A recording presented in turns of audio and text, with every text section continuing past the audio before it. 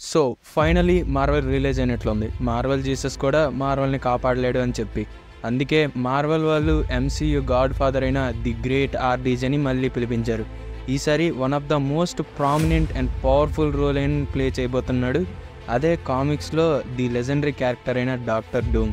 దాన్ని కోట్ చేస్తూనే ఆర్డీజే తన ఇన్స్టాగ్రామ్ హ్యాండిల్లో పోస్ట్ చేశారు. అదేంటి అంటే న్యూ మాస్క్ సేమ్ టాస్క్ అని చెప్పి. అంటే దాని అర్థం తను మళ్ళీ మార్వెల్కే రాబోతున్నాడు.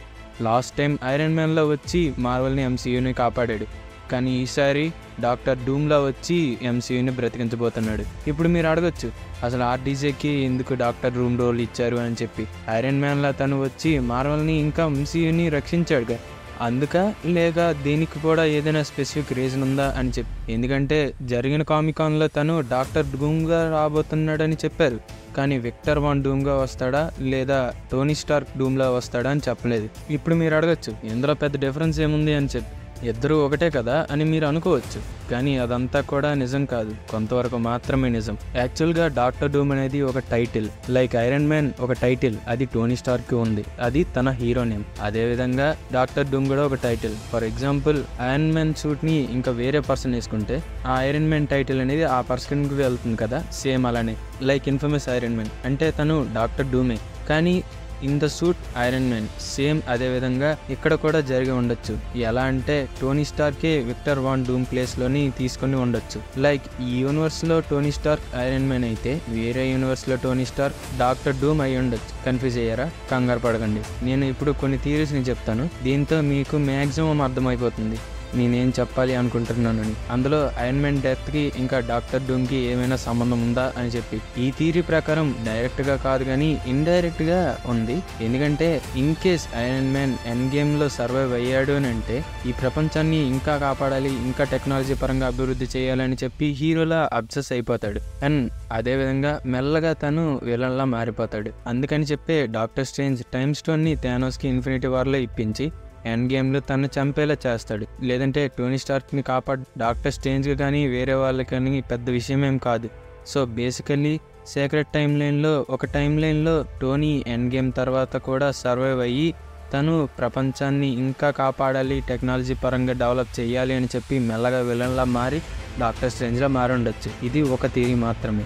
ఇంకొక థియరీ కూడా ఉంది, లైక్ ఓల్డ్ ఫ్యాంటాస్టిక్ 4 మూవీ ఉంది కదా, దానిలో క్రిస్ ఎవన్సే హ్యూమన్ టార్చ్. అండ్ వేరే యూనివర్స్ అయిన మెయిన్ యూనివర్స్లో అంటే Earth-616లో క్రిస్ ఎవన్స్ కెప్టెన్ అమెరికా అయి ఉన్నాడు కదా, సేమ్ అలానే ఆర్డీజే మెయిన్ యూనివర్స్లో ఐరన్ మ్యాన్.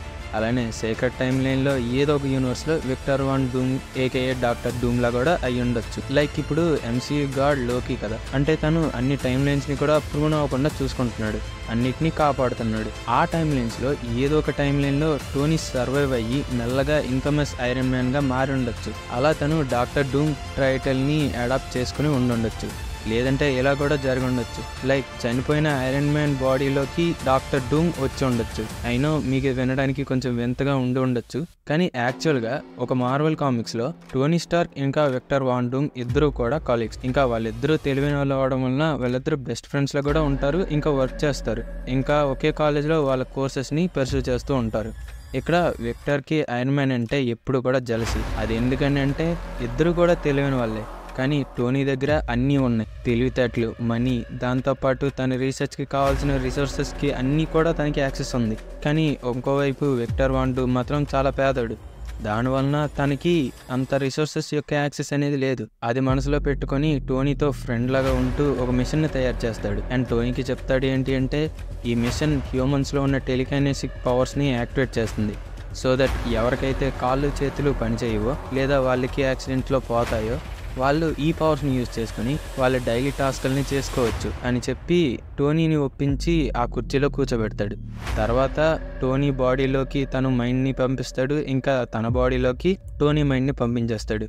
ఆ తర్వాత టోనీ బాడీలో ఉన్న డాక్టర్ డూమ్ స్టార్క్ ఇండస్ట్రీస్కి వెళ్తాడు, ఇంకా స్టార్క్ ఇండస్ట్రీస్ మొత్తాన్ని కూడా వశపరుచుకుంటాడు. ఇంకోవైపు టోనీ మైండ్ అనేది విక్టర్ వాన్ డూమ్ బాడీలో ఉంటుంది కదా, తను ఫస్ట్ లాక్వేరియాకి వెళ్ళిపోతాడు, అది విక్టర్ వాన్ డూమ్ యొక్క బర్త్ ప్లేస్. అక్కడికి వెళ్ళి కొన్ని రోజులు తాగుబోతులో ఉంటాడు, కానీ మెల్లగా తన తెలివిని తెచ్చుకొని చాలా కష్టపడి చదివి రీసెర్చ్ చేస్తూ డూమ్ ఇండస్ట్రీస్ని స్థాపిస్తాడు. మెల్లగా ఆ డూమ్ ఇండస్ట్రీస్ కాస్త స్టార్క్ ఇండస్ట్రీస్కి ఒక కాంపిటేటర్గా మారుతుంది. తర్వాత వీళ్ళిద్దరూ కూడా ఏదో ఎదురయ్యి వాళ్ళ మధ్యన పెద్ద ఫైట్ జరుగుతుంది. లాస్ట్కి టోనీ గెలుస్తాడు, కానీ తన బాడీని తిరిగి తీసుకోడు. ఇంకా డూమ్తో చెప్తాడు, నువ్వు నా బాడీని తీసుకొని టోనీ స్టార్క్కి ఉన్న గొప్పతనాన్ని పోగొట్టావు, కానీ నేను డూమ్తో అలా చెయ్యను. డూమ్ పేరుని ఎంత హైట్కి తీసుకుని వెళ్తాను అని అంటే నువ్వు దేనికోసమైతే నా బాడీని తీసుకున్నావో దాని వైపు కూడా నువ్వు చూడలేవు అని చెప్తాడు. ఈ కామిక్స్ యొక్క మెయిన్ ఉద్దేశం ఏంటి అని అంటే టోనీ స్టార్క్ దగ్గర ఒకవేళ తనకి ఇప్పుడున్న రిసోర్సెస్ ఇంకా మనీ లేకపోతే తనంత గొప్పవాడు అవ్వగలడా అని చెప్పి. అండ్ మేబీ ఈ స్టోరీని కూడా డాక్టర్ డూమ్ యొక్క ఆరిజిన్ స్టోరీలో యూజ్ చేసుకోవచ్చు, లేదంటే మామూలుగానైనా ఉండొచ్చు. లైక్ డాక్టర్ డూమ్ యొక్క ఫేస్ నార్మల్గానే పోయి ఉంటుంది, లైక్ ఎక్కడ పడితే అక్కడ చెక్కేసి ఉంటుంది. సో తన ఫేస్ని మళ్ళీ మంచిగా మార్చుకోవడం కోసం ఆ టైంకి తనకి ప్లాస్టిక్ సర్జరీ కోసం టోనీ ఫేస్ అనేది దొరికి ఉండొచ్చు. లేదంటే ఫ్యూచర్లో డాక్టర్ డూమ్ టోనీ స్టార్క్కి ట్రిబ్యూట్ కోసం తన ఫేస్ని అడాప్ట్ చేసుకుని ఉండొచ్చు. ఇలా ఆలోచించుకుంటూ పోతే చాలా థియరీస్ వస్తాయి. కానీ ఇక్కడ మనకి ఉన్న ఫైనల్ క్వశ్చన్ ఏంటి అంటే ఆర్డీజే డూమ్ ఈ క్యారెక్టర్కి బెస్ట్ వెర్షన్లో ఉండబోతున్నాడా అని. జరిగిన ఈ కామికాన్లో ఒక ట్విస్ట్ కాదు, టోటల్గా 2 ట్విస్ట్లు ఉన్నాయి. ఫస్ట్ ట్విస్ట్ ఆర్డీజే యాజ్ డూమ్. ఇంత పెద్ద ట్విస్ట్ వచ్చిన తర్వాత సెకండ్ ట్విస్ట్ని ఎవరు కనీసం పట్టించుకోలేదు కూడా. అదేంటి అంటే అవెంజర్స్ గ్యాంగ్ డైనెస్టీ ఉంది కదా, అది ఇప్పుడు అవెంజర్స్ డూమ్స్డేగా మారిపోయింది. మీలో చాలా మందికి ముందే తెలిసి ఉండొచ్చు ఒరిజినల్గా సీక్రెట్ వార్స్ జరగడానికి మెయిన్ రీజన్ డాక్టర్ డూమ్ అని. దీనివలన పర్టికులర్గా అవెంజర్స్ డూమ్స్డే మూవీ వలన ఆర్డీజే డాక్టర్ డూమ్ ఎలా ఉండబోతున్నాడు అని చెప్పి అందరికీ తెలుస్తుంది. తనకంటూ ఒక సోలో మూవీ వస్తుంది, which is really awesome. So దీని గురించి మీరేమనుకుంటున్నారు కింద కామెంట్ చేయండి. ఈ వీడియో మీకు నచ్చినట్లయితే ఈ వీడియోని లైక్ చేసి మీ ఫ్రెండ్స్ అండ్ ఫ్యామిలీ మెంబర్స్కి షేర్ చేయండి. అండ్ ఇలాంటి మరింత మంచి వీడియోస్ కోసం వెంటనే కింద సబ్స్క్రైబ్ బటన్ క్లిక్ చేసి పక్కనే ఉన్న బెల్ ఐకాన్ క్లిక్ చేసి ఆల్లో పెట్టుకోండి. ఇంకా ఆల్రెడీ సబ్స్క్రైబ్ చేసుకున్న వాళ్ళందరికీ I love you 3000 times.